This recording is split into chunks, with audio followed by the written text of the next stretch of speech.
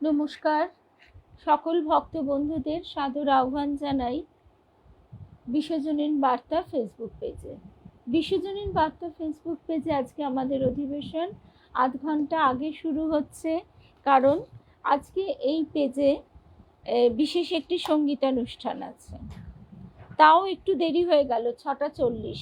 তার কারণ হচ্ছে এই সময়টা চেঞ্জ হলে অনেক সময় মনে থাকে না। তা যাই হোক, 10 মিনিট কোনো অসুবিধা হবে না। ভক্ত বন্ধুরা একে একে সমবেত হলে আমরা শুরু করব আজকের প্রসঙ্গ। আজকের যে প্রসঙ্গ সেটি হচ্ছে মহানামব্রত ব্রহ্মচারী, তার যে কিছু বক্তৃতা ছিল, সেই বক্তৃতাগুলি সংকলন করে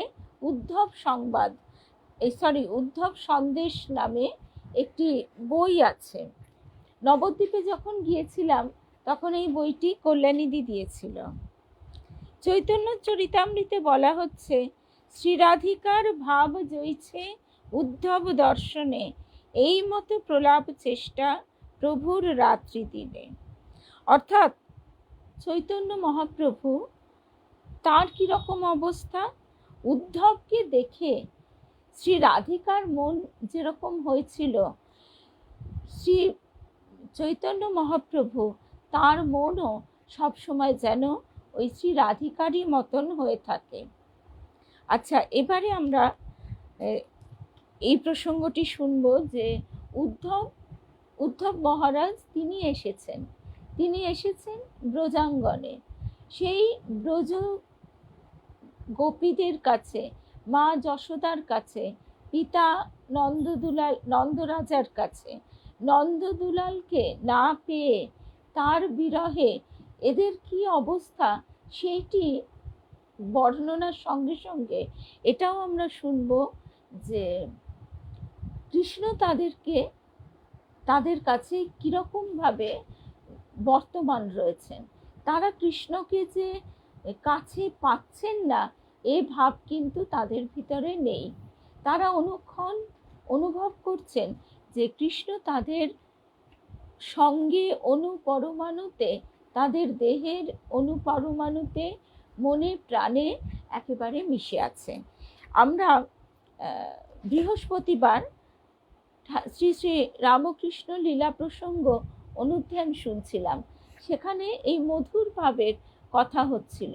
সেই মধুর ভাবে আমরা দেখছি যে স্বামী শারদানন্দজি মহারাজ বলছেন যে মধুর ভাবকে যদিও মহা আচার্যগণ সর্বশ্রেষ্ঠ বলেছেন, তবুও এখানে প্রত্যেকটি ভাব শান্তাদি, অর্থাৎ শান্ত, দাস্য, সখ্য, বাৎসল্য ও মধুর, এই প্রত্যেকটি ভাবই নিজ নিজ ভাবে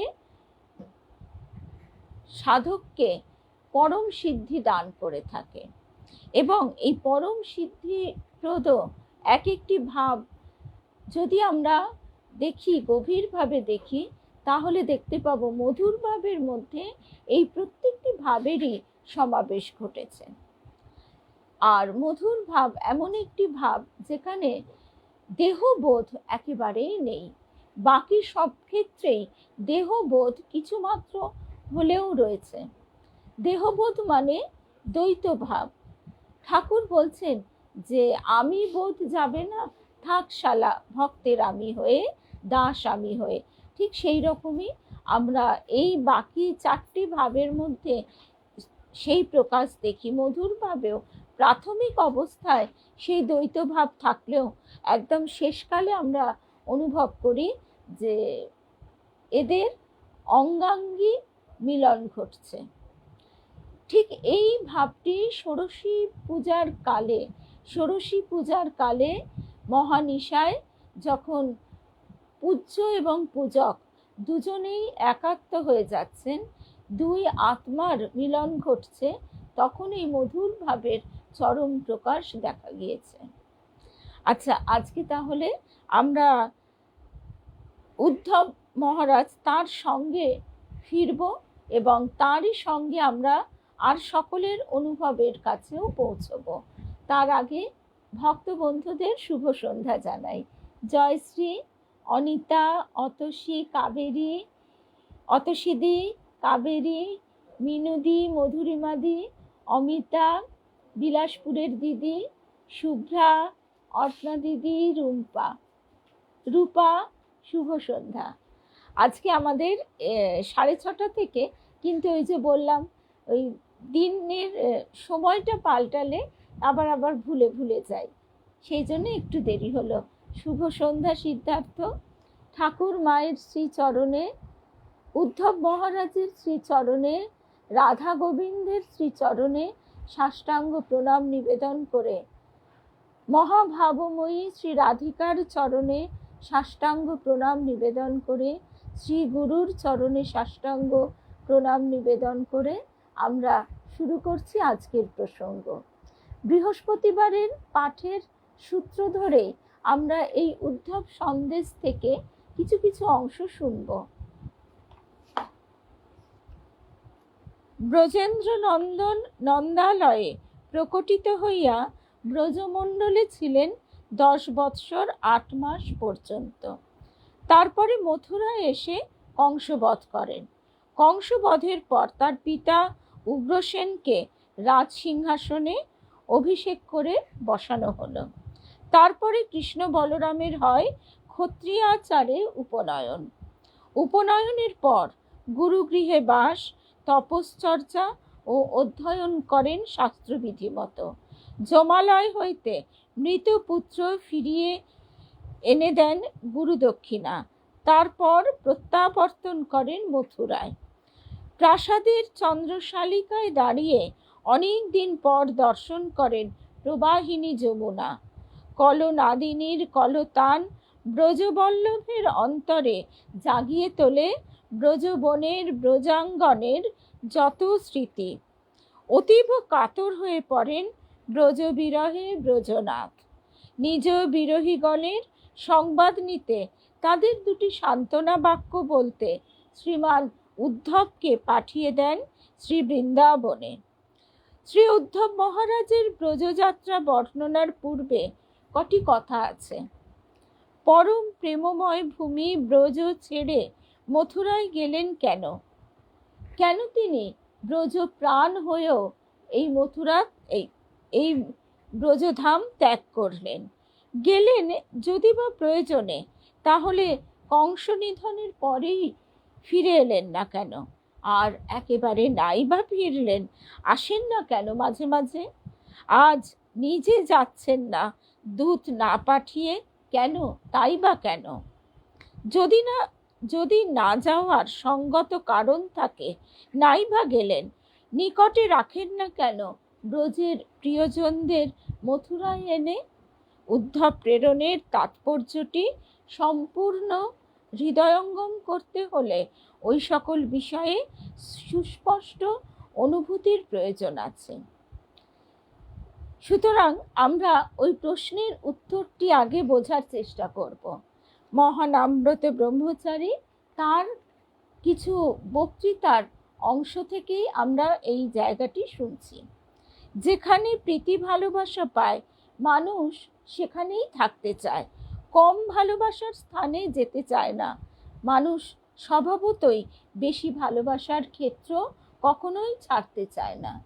শুভ সন্ধ্যা শুভ্রাদি, নয়নতারা, স্বপ্নাদি, শুভ্রাদি, মৌসুমী, রুমাদি, শুভ সন্ধ্যা। এটি মানবের স্বভাব বটে। আমাদের মনে রাখতে হবে, আমরা মানব স্বভাব দিয়ে সব কিছু বিচার করতে চাই, কিন্তু শ্রী ভগবানের এরূপ স্বভাব নয়। যে তাকে ভালোবাসে তিনি তাকে ভালোবাসেন। যার প্রীতি যতখানি গভীর, তিনি তার প্রতি ততখানি গভীর ভাবের প্রীতি বিনিময় করেন। শুভ সন্ধ্যা সঙ্গীতা। স্বামী শারদানন্দজি মহারাজ এই কথাটি বলছিলেন, এটাই আমরা বৃহস্পতিবার বোঝবার চেষ্টা করছিলাম, যে পার্থিব স্থূল ক্ষেত্রেও আমরা বহু সময় দেখি যে ওয়ান সাইডেড লাভ বলে একটা জিনিস থাকে, কিন্তু সেই ওয়ান সাইডেড লাভও ক্রমশ যদি বিকাশ লাভ করে, সামাজিক মানুষের সমাজ যদি তাকে স্বীকৃতি দেয় বা স্বীকৃতি নাও দেয়, তাহলে দেখা যায় কি যে ওয়ান সাইডেড লাভ যে কোনো মুহূর্তে কিন্তু সেই পারস্পরিক আদান প্রদানের দিকে উন্মুখ হয়ে ওঠে। কারণ আমরা এখানে আত্মেন্দ্রিয় প্রীতি ইচ্ছার সঙ্গেই পরিচিত।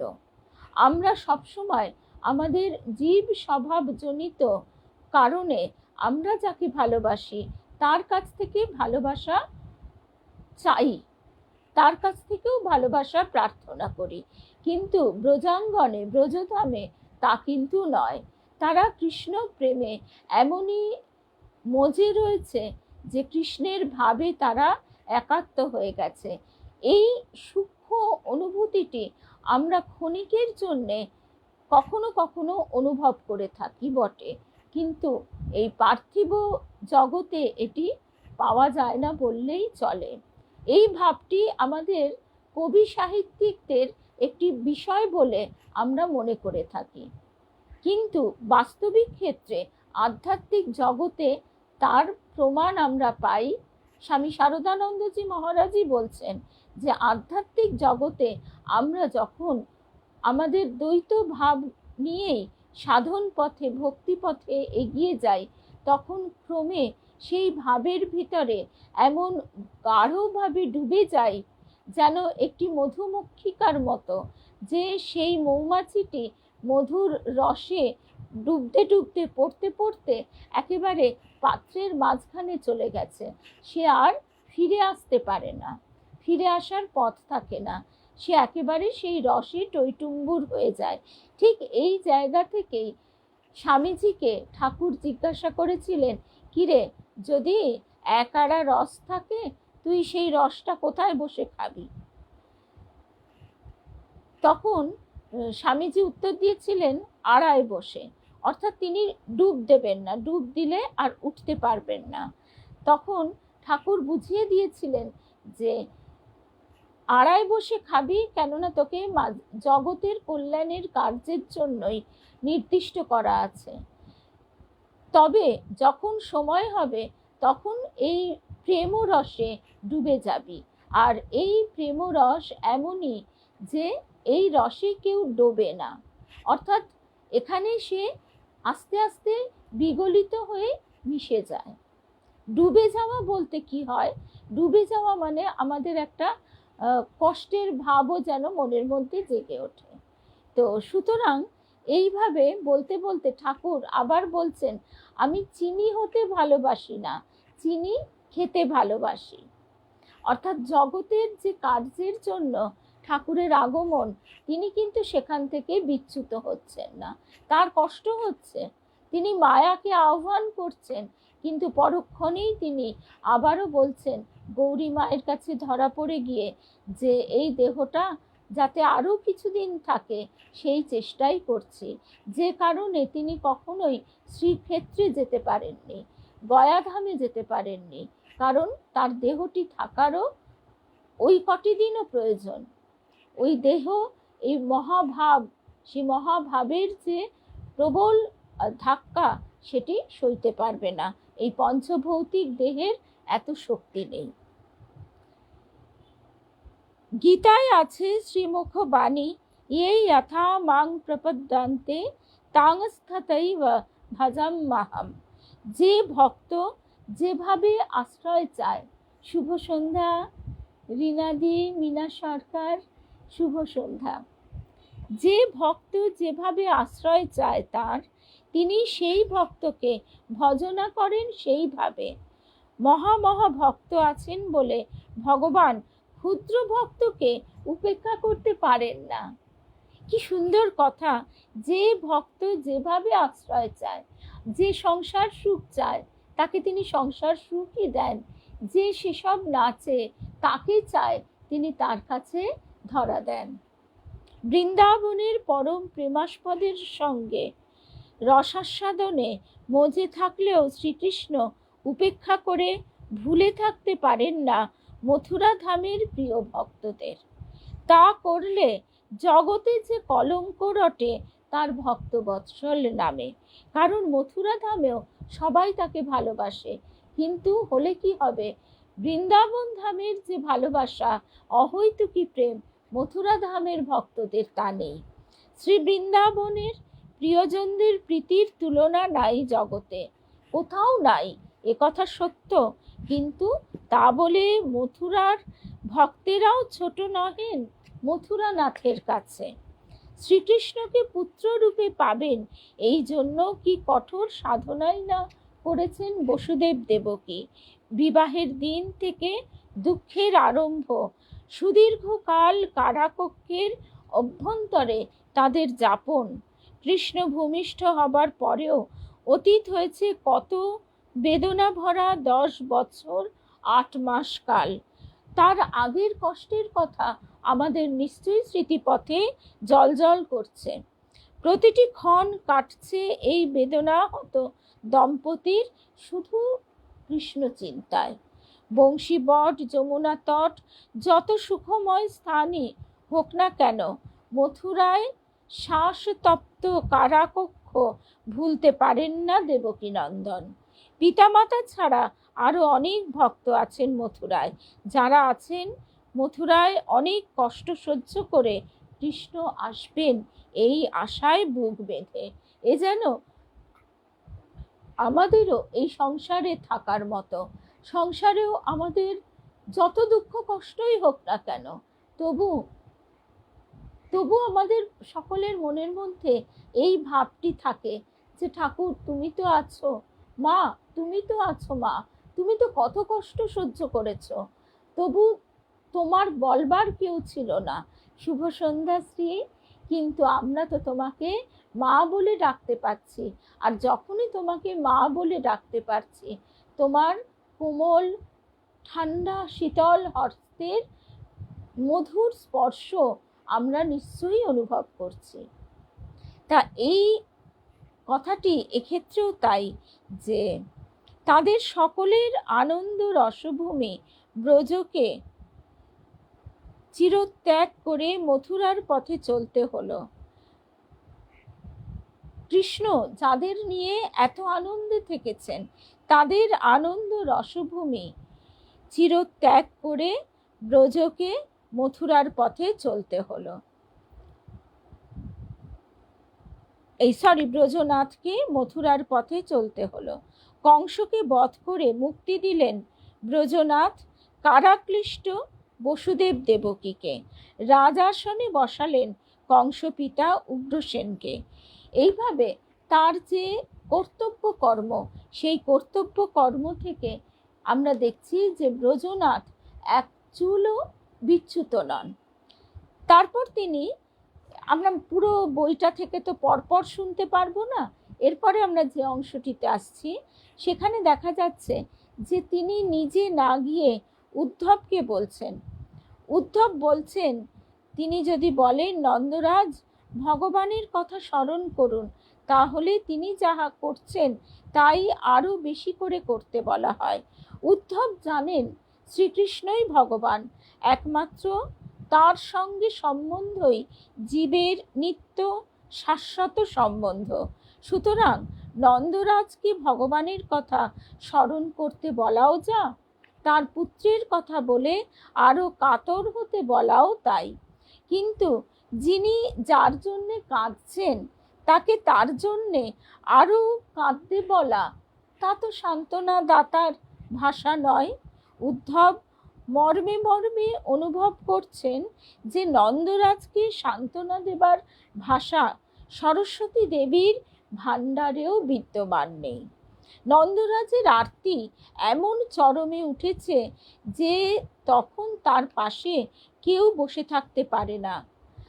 হয় তাকেও তার সঙ্গে কাঁদতে হয়, নয় দুটি কথা বলতে হয়। অমনভাবে কান্নার যোগ্যতাও উদ্ধবের নাই, প্রবোধ দেবার ভাষাও তার জ্ঞানের পরিধির মধ্যে নাই। ঠিক এই কথাটি স্বামী শারদানন্দজি মহারাজও বলছেন, যে ঠাকুর যখন আকুল হয়ে বুক মুখ ঘষ্টে কাঁদতেন, তখন লোকে কিন্তু ঠিক এমনই মুখ মানে বোবা হয়ে যেত তার সেই কান্না দেখে। তারা অবাক হয়ে চেয়ে দেখতো যে এই লোকটার কি হয়েছে, তারপর তারা বলা বলি করতো যে এই লোকটার নিশ্চয়ই মা মারা গেছে, সেই জন্যই মা মা করে এরকম কেঁদে আকুল হচ্ছে। তারপরেও স্বামী শারদানন্দজি মহারাজ আরো বলছেন যে তার সেই কান্না যে কেমন হতে পারে, এটি যে না দেখেছে তার কাছে কোনোদিনই বিশ্লেষণ করা বা ব্যাখ্যা করা বা বর্ণনা করা সম্ভব নয়। আমরা বলরাম বাবুর বাড়িতে পাই একটা জায়গায়, যেখানে তিনি হঠাৎ এমনভাবে জগন্নাথের বিরহে কেঁদে উঠলেন যে তার চোখের এই কোণটা দিয়ে একদম পিচকিরির মতো জল পড়তে লাগলো। বাবুরাম মহারাজ হাঁ করে বসে দেখছেন যে চোখের এইখান দিয়ে এরকম ছিটকে পিচকিরির মতো জল পড়ছে, পড়ে সামনে জাজিম ভিজে গেল। এটাও হয়, মানুষের চোখের জলে বালিশ ভিজে যায়, একথা আমরা বলি বটে, এবং হয়ও, তাকে অস্বীকারও করা যায় না। মানুষ কত কষ্ট সহ্য করে, কিন্তু সেই চোখের জল পড়ে এই নাকের এইখান দিয়ে কলবে, আর প্রেমাশ্রু হচ্ছে চোখের এইখান দিয়ে বেরোয়, এখান দিয়ে এমনভাবে ছিটকি জল বেরোচ্ছে। তারপরে বর্ণনা দেওয়া হচ্ছে যে ঠাকুর কাঁদছেন পঞ্চবটিতে বসে, এত চোখের জল যে সামনে সেখানে কাদা হয়ে গেল। শুভ সন্ধ্যা চিনুদি, শুভ সন্ধ্যা জয়শ্রী সরকার, শুভ সন্ধ্যা। তা এই ভাবগুলি স্বামী শারদানন্দজি মহারাজ বলছেন যে পুঁথিতে পড়া, শাস্ত্রে পড়া, এই যে সমস্ত লক্ষণগুলির কথা আমরা এতদিন জেনেছিলাম, এইগুলি আজকে আমরা একদম স্থূল চোখকে দেখে অবাক হয়ে যাচ্ছি। উদ্ধব বললেন, নন্দরাজ, আপনি ও নন্দরানী মহাভাগ্যবান ও ভাগ্যবতী। আপনাদের মতো জীবন জগতে ন ভূত ন ভবিষ্যতি, মানে এমন জীবন এর আগেও কেউ যাপন করেনি আর ভবিষ্যতেও কেউ করবে না। শ্রীকৃষ্ণচন্দ্র ধরাধামে আবির্ভূত হওয়ায় বর্তমান জগৎ মহামহা ভক্তগণ দ্বারা পরিপূর্ণ হয়েছে। ঠাকুরও যখন আবির্ভূত হয়েছেন সেই সময়কার যে মহাভক্তগণের কথা, তার পার্শ্বদগণের কথা আমরা জানি। ঠিক একই লীলা রূপে রূপান্তরে যুগে যুগান্তরে কিভাবে বয়ে চলেছে। আমার দৃঢ় বিশ্বাস, উদ্ধব মহারাজ বলছেন, আমার দৃঢ় বিশ্বাস সৃষ্টির আদি হতে আজ পর্যন্ত যত যত ভক্ত জন্মগ্রহণ করে পৃথিবীকে অলঙ্কৃত করেছেন, তার মধ্যে আপনারাই সর্বোপরি বিরাজমান। আপনাদের ভাগ্যের পরিসীমা নাই। আপনাদের মতো অনাবিল আকুলতা মাখা প্রীতিমান ভক্ত ভূমিতলে আর কুত্রাপি প্রকটিত হন নাই। কোনো গোষ্ঠীর মধ্যে একজন বড় হলে অপর সকলে তার গর্বে গর্বানুভব করে। আমরা এ জগতের ভক্ত গোষ্ঠী সকলে আপনাদের নামে গর্ববোধ করি। আপনাদের ভাগ্য মহিমা বর্ণনা করে আমরাও ধন্য। শুভ সন্ধ্যা সোমা। উদ্ধবের কথাগুলি সুন্দর ও পরম সত্য বটে, কিন্তু নন্দরাজার বুকে লাগলো সুতীক্ষ্ণ বাণের মতো। হ্যাঁ, প্রথমেই তো আমরা সেই কথা দিয়েই শুরু করেছিলাম যে ডক্টর মহানামব্রত ব্রহ্মচারী তিনি বলছেন একদম প্রথমেই, শ্রী রাধিকার ভাব হইছে উদ্ধব দর্শনে, এই মতো প্রলাপ চেষ্টা প্রভুর রাত্রি দিনে। প্রভু মানে মহাপ্রভু শ্রী চৈতন্য। রাধিকার ভাবের মতন ভাব মহাপ্রভুরও রাত দিন প্রকাশিত হচ্ছে। আচ্ছা, এবারে উদ্ধবের কথাগুলি নন্দরাজার বুকে সুতীক্ষ্ণ বাণের মতো লাগছে। তিনি সেই কথায় আরো বেদনার্ত হয়ে কাতর হয়ে বলছেন, উদ্ধব বৎস, শুনেছিলাম তুমি খুব বুদ্ধিমান, তোমাকে দেখেও সেই রূপই মনে হচ্ছে, কিন্তু তোমার ভাষা শুনে তো হতাশ হলাম। তুমি নিতান্তই বালক, একান্তই অজ্ঞ, না হলে তুমি আমাদের সম্মুখে বসে আমাদের মুখের ওপর বলছো ভাগ্যবান। অহ অহ বিধাত, আমার মতো হতভাগ্যকে যে ভাগ্যবান বলে তার কি বিন্দু মাত্র বোধশক্তি আছে? উদ্ধব, যে ব্যক্তি পুত্র বিরহে মুমূর্ষু তুমি তাকে কহো ভাগ্যবান? তাও আবার যে সে পুত্র নয়। পুত্র তো সকল মানুষেরই হয়, কিন্তু কৃষ্ণের মতো পুত্র কি কাহারও আছে না হবে? এমন পুত্ররত্ন হারা হয়ে মরণাধিক বেদনায় যে নিশিদিন ছটফট করছে, তুমি তাকে ভাগ্যশালী বলতে পারতে না যদি না এক কণা অনুভব শক্তি তোমার হৃদয়ে থাকতো। ঘটে যার অতি সাধারণ বুদ্ধিও আছে, সেও বুঝবে এই সংসারে আমাদের মতো ভাগ্যহত আর কখনো জন্মগ্রহণ করেনি। অতি বড় শত্রুও যেন আমাদের মতো দুর্ভাগা না হয়। উদ্ধব, উদ্ধব, তুমি বোঝো আমাদের ওপর বিধি বিমুখ, তাই এমন কথাও আমাদের শুনতে হয় যে আমরা ভাগ্যবান। আমাকে ভাগ্যবান বলা এক প্রকার বিদ্রূপ তুল্য, বেদনার ওপর বিদ্রূপ ক্ষতস্থানে ক্ষার লেপনের মতো।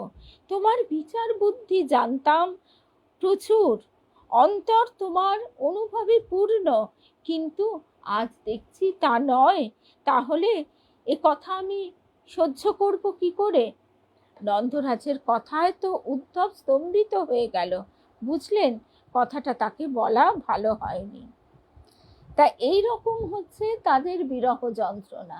তারা কৃষ্ণকে, তার ঐশ্বর্যকে কিছুই জানেন না, তার কৃষ্ণের যে স্বরূপ সে সম্বন্ধে তো তারা জানেনই না।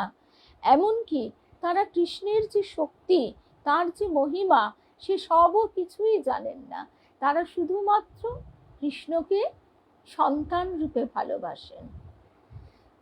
ঠিক এমনি করে সখারা সখা রূপে ভালোবাসে। এরা বাৎসল্য প্রেমে, সখারা সখ্যর প্রেমে। তারপর এখানে এই দুটি ভাবের কথাই বিশেষভাবে পরপর রয়েছে। আমরা কিন্তু দাস্য প্রেমেরও দেখব পরে। আজকে আমরা শুধু বাৎসল্যটুকু শুনলাম, এরপরে মধুর ভাবের প্রসঙ্গ শুনব, যেখানে গোপীদের মর্মকথা প্রকাশ পাচ্ছে। সখ্য ভাবেরও আছে, যেখানে তারা কাতর হয়ে তার সখারা বলছে, ওরে কানহাই, তোর জন্য আমরা এঁটো ফল রাখিনি রে, তুই আয়। আমরা জানি তুই সেখানে অনেক রাজভোগ খাচ্ছিস, কিন্তু বল আমাদের ভালোবাসা মাখা এমন হাতের ফল কি তুই সেখানে পাস? বস্তুজাত দৃষ্ট হয় সূর্যের আলোকে, গাঢ় অন্ধকারে কিছুই দেখা যায় না। শাস্ত্র জ্ঞান তাই বলা হয় দিবাকর কিরণ তুল্য। কিরণ সম্পাতে পরিষ্কার হয়ে যায় সকল তথ্য, কেটে যায় ভ্রম প্রমাদের আধার। নন্দরাজ কাঁদছেন, উদ্ধব জানেন কান্না আসে মোহ থেকে, মোহ আসে ভ্রম জ্ঞান থেকে। তত্ত্বজ্ঞান এলে ভ্রম জ্ঞান ঘুচে যায়, ভ্রম জ্ঞান গেলে মোহ দূরীভূত হয়। উদ্ধব শাস্ত্রমূর্তি, উদ্ধব শাস্ত্রমূর্তি, অর্থাৎ তার, হ্যাঁ আজকে আমি সকালেই দিয়ে দিয়েছিলাম, আজকে বিশ্বজনীন বার্তায় একটি বিশেষ সঙ্গীতানুষ্ঠান আছে 7:30 থেকে, তাই আমাদের সময়টা শুধুমাত্র আজকের জন্য এগিয়ে দেওয়া হয়েছে। তাও তো 10 মিনিট দেরি হয়ে গেছে, শেষ মুহূর্তে ভুলে গেছি। উদ্ধব চেষ্টা করতে লাগলেন, উদ্ধব শাস্ত্রমূর্তি, তিনি চেষ্টা করতে লাগলেন নন্দরাজের সামনে শাস্ত্রজ্ঞানের তত্ত্বের আলোকটি তুলে ধরতে, কিন্তু প্রেমের কাছে শাস্ত্রজ্ঞানও তুচ্ছ হয়ে যায়। আমরা ঠাকুরের প্রকট লীলায় দেখতে পাই লাটু মহারাজ, গোপালের মা প্রমুখ আরো অনেক, মেথর, রসিক মেথর, চিনু শাঁখারি, চিনু শাঁখারির তাও, গোপালের মায়ের তাও বা রসিক মেথরের শুনে শুনে শাস্ত্রজ্ঞান ছিল, কিন্তু যখন লাটু মহারাজ প্রথম এলেন তখন তার সেভাবে শাস্ত্র জ্ঞানও কিন্তু হয়নি।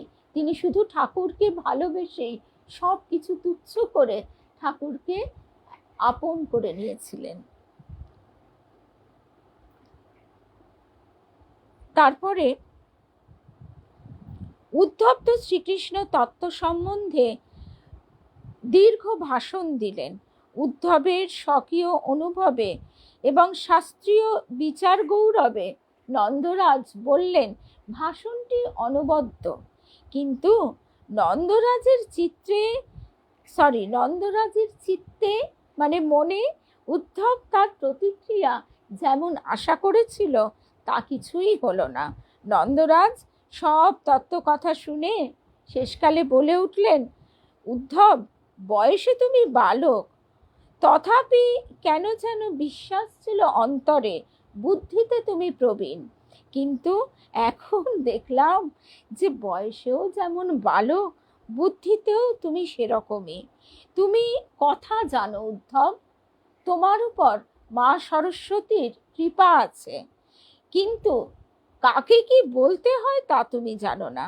তুমি ভাগ্যবান ভাগ্যবতী বলেছ আমাকে ও কৃষ্ণ জননীকে, এমন কথা তুমি উচ্চারণ করতে পারতে না যদি তোমার সামান্যতম বুদ্ধিও থাকতো।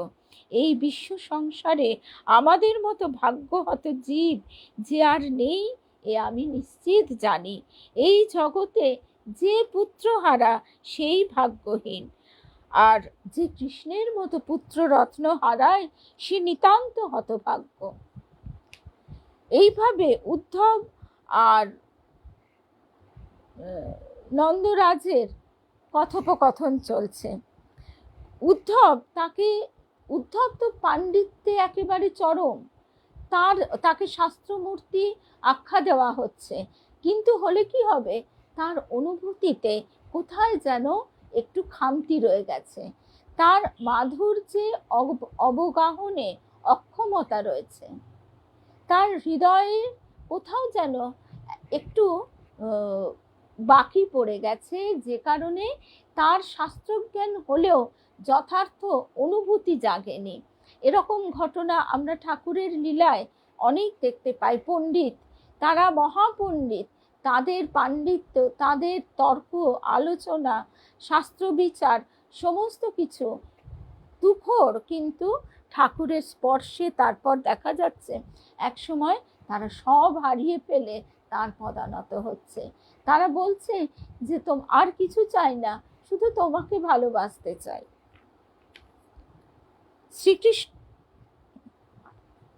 শ্রীকৃষ্ণকে সখা বলে ডাকতেন অর্জুন, সখ্যরূপে ভালোবাসতেন। সেই সখ্যরস শিথিল হয়ে গিয়েছিল বিশ্বরূপ দর্শনে, তার বিরাট ঐশ্বর্যের কিঞ্চিত মাত্র অনুভবে, সখ্য প্রীতির শিথিলতায় গৌরব বুদ্ধির উদয় হয়েছিল। তাই ক্ষমা চেয়েছিলেন অর্জুন বিশ্বরূপের কাছে, আমায় ক্ষমা করো এই বলে। তো আজকে আর সখ্যরূপের বিশদে যাব না। এরপর আমরা চলে আসছি ব্রজাঙ্গনাগণের কাছে।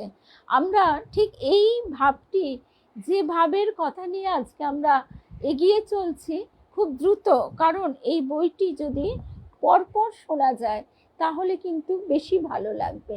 আমাদের একটা সমস্যা হচ্ছে যে আমরা এক এক দিন এক একটি প্রসঙ্গ শুনি, তার ফলে পূর্ব সপ্তাহের যে সূত্রটি অনেক সময়ই আমাদের মন থেকে একটু হারিয়ে যায়, মুছে যায়, চাপা পড়ে যায়।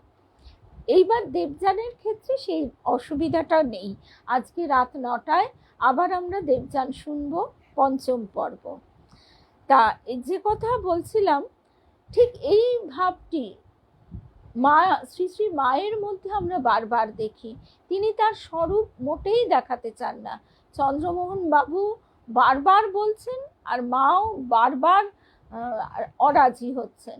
মা বলছেন এবার এরকমই, কিন্তু চন্দ্রমোহন বাবুর এত কাকুতি মিনতি যে মহা করুণাময়ী, তিনি মহা করুণাময়ী, করুণা পাথার তিনি, তাই তিনি অবশেষে তার স্বরূপ দেখালেন, কিন্তু তার আগেই বলে দিলেন যে দেখো তোমার জ্ঞান থাকবে না।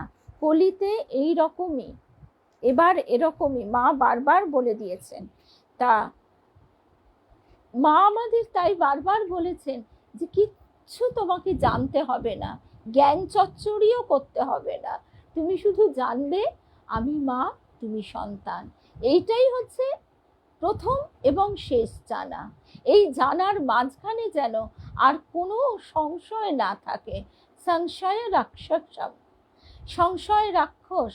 এইবার এই হচ্ছে কলির এক প্রধান শত্রু, মানে কলির হয়ে এরা আমাদের ভিতরে একেবারে বাসা বেঁধে রয়েছে। সংশয় রাক্ষসম। স্বামী বিবেকানন্দ বলছেন এই সংশয় রূপ রাক্ষস আমাদের সব সময় মনকে অস্থির করে তুলছে। আমরা বারবার প্রমাণ পেয়েও কখনোই তাকে গ্রহণ করতে যেন আর পারছি না। মধুপুরীতে কৃষ্ণের রসিক সখাগণের মধ্যে তুমিই নাকি সর্বশ্রেষ্ঠ, ব্রজাঙ্গনাগণ বলছেন। তোমাকে চিনতে আমাদের দেরি হয়নি, তোমার সম্বন্ধে আরো কথা কানে এসেছে। শুভ সন্ধ্যা রূপা। বলো দেখি উদ্ধব, কোন প্রীতি নষ্ট হয়ে যায় আর কোন প্রীতি থাকে চিরকাল? আমাদের তো মনে হয় যে প্রীতি অহৈতুকী, যে প্রীতি হেতু জন্য তাহাই বিনাশ্য, আর যে প্রীতি অহৈতুকী তাহাই অবিনশ্বর। যে কোনো বস্তুই হোক আর ভাববন্ধনই হোক, যার উৎপত্তির মূলে কোনো হেতু আছে তাই নাশপ্রাপ্ত হবে হেতু নাশে। আর যার কোনো কারণ নাই, যার প্রকাশ শত সহজ অহৈতুকী, তা কোনো কালেই বিনাশ্য নয়। অহৈতুকী প্রীতি তাহলে অবিনাশী। এটি যদি ঠিক হয় উদ্ধব, তাহলে এই জিজ্ঞাসা জাগে তোমার প্রভুর সঙ্গে আমাদের প্রীতির সম্বন্ধ একেবারেই মুছে গেল কি রূপে? তোমার প্রভুকে যে আমরা প্রীতি করতাম তাতে তো কোনো কারণই ছিল না, কোনো প্রয়োজন সিদ্ধিরও মতলব ছিল না। আর যে তিনিও আমাদের প্রীতি করতেন তাতেও কোনো উদ্দেশ্য সিদ্ধির অভিসন্ধি ছিল না। এ বস্তু তো বিশুদ্ধ। প্রীতির এতাদৃশ সম্বন্ধ সমূলে নাশ হলো কোন পথে? ওইরূপ কারণহীন শ্রদ্ধা প্রীতিকে তোমার প্রভু একেবারে মুছে ফেললেন কোন কৌশলে? উদ্ধবকে দেখে গোপীরা বলছে। গোপীদের এখানে গোপীর মর্মকথা বলে একটি বিরাট অধ্যায় আছে। সেই অধ্যায়টিতে 7:17 হয়ে গেছে। সেই অধ্যায়টিতে গোপীরা বারবার বলছেন যে শোনো উদ্ধব, হেতুজ প্রীতি বিনাশ্য, তার দৃষ্টান্ত জগৎ ভরে আছে, কিন্তু এর বিপরীত দৃষ্টান্ত একটিও নেই। শোনো, নাশশীল প্রীতির 2-4টি প্রমাণ দেব, দাঁড়াও তুমি। ভ্রমরগুলি ফুলকে ভালোবাসে, কত গুণ গায়, কত মুখচুম্বন করে, কিন্তু ওই প্রীতি স্থায়ী হয় না, উহা নাশপ্রাপ্ত হয় যখন মধু ফুরিয়ে যায়। প্রীতির হেতু ছিল মধু, তৎসত্তে তৎসত্তা, তদসত্তে তদসত্তা। কামুক পুরুষ রমণীদের উপর প্রীতির অভিনয় করে স্বার্থ সিদ্ধির জন্য। স্বার্থটি সিদ্ধ হওয়ার সঙ্গে সঙ্গে প্রীতির পাত্রের প্রতি অনাদর দৃষ্ট হয়। এইভাবে তারা নানাভাবে কৃষ্ণের সম্পর্কে উদ্ধবের কাছে অভিযোগ জানাচ্ছে। বলছেন, নামটি যার কৃষ্ণ, স্থাবর জঙ্গম নর নারী সবাইকে আকর্ষণ করাই যার স্বভাব, সেই কৃষ্ণের দূত উদ্ধবকে দর্শন করে গোপীগণ নিরতিশয়ভাবেই কাতর হয়ে পড়লেন। লৌকিক বিচার ব্যবহার ভাবনা তাদের বিন্দুমাত্র রইল না। তারা একবারও ভেবে দেখলেন না অপরিচিত বা নতুন পরিচিত সদ্য পরিচিত বিদেশি উদ্ধবের সামনে তারা নিঃসংকোচে শ্রীকৃষ্ণের সঙ্গে তাদের রহস্যময়ী প্রেমের কথা বলে আকুল ক্রন্দন করছেন। হা কৃষ্ণ, হা ব্রজনাথ, হা গোপী বল্লভ, হা আর্তিনাশন, এইরকম মর্মবেদনাযুক্ত ভাষায় ডাকতে ডাকতে ব্রজরমণীগণ উঠে দাঁড়ালেন। মথুরার দিকে মুখ করে ঊর্ধ্ব বাহু হয়ে তীব্র ব্যথা ভরা সুরে বলতে লাগলেন, হে ব্রজ প্রাণ, একটি বার এসে দেখে যাও, একটি বার এসে দেখে যাও তোমার ব্রজের দশা। বাল্যবধির আমরা তোমা ছাড়া কিছু জানি না, তোমারই জন হয়ে আজ ডুবে যাচ্ছি আমরা নিবিড় শোকের গভীর সাগর তলে। একটি বার ব্রজে এসে শ্রীচরণ তরি দানে রক্ষা করো।